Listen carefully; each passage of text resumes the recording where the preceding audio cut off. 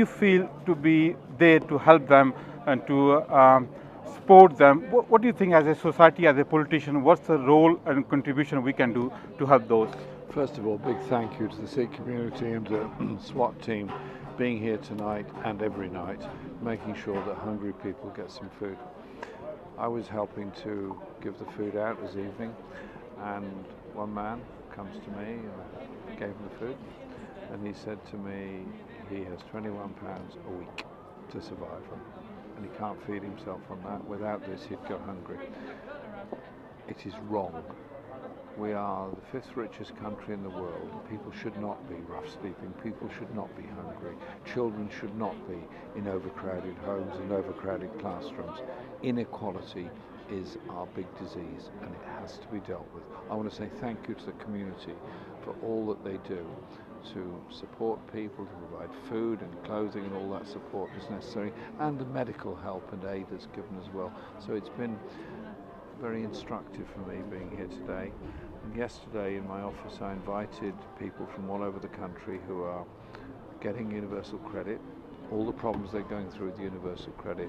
So we spent a couple of hours in my office going through all the alternatives to universal credit, because these people are the real experts.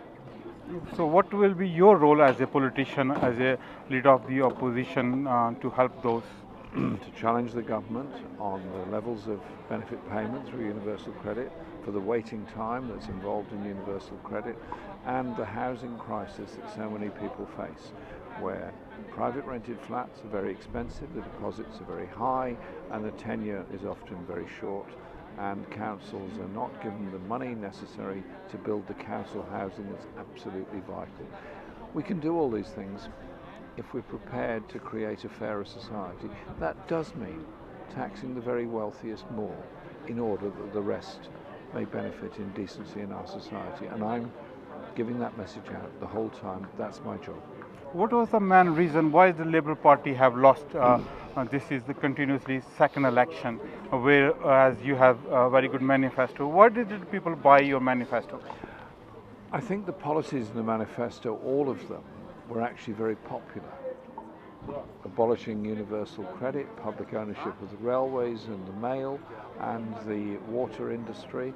I think where we lost was the problems over the poison of Brexit and the chasm, the difference between people that wanted remain and people wanted leave. Our policy was we would negotiate a trade relationship with Europe and put that to a public vote within 6 months. Sadly, we don't get the chance to do that. We now have a Prime Minister that really doesn't know what he wants.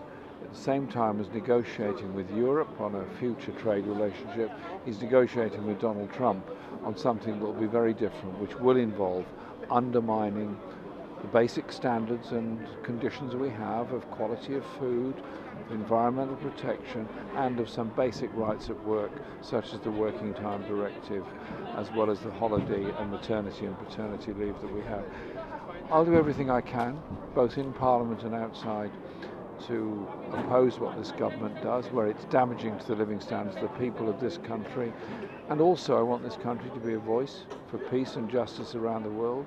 There are 65 million people on this earth whose life is that of a refugee. They all want to live, they all want to survive, they all want to make their contribution. It's up to us as one of the wealthiest and powerful countries in the world to help make that happen. Thank you very much for your time. Thank you very much. Thank you. So, Raji,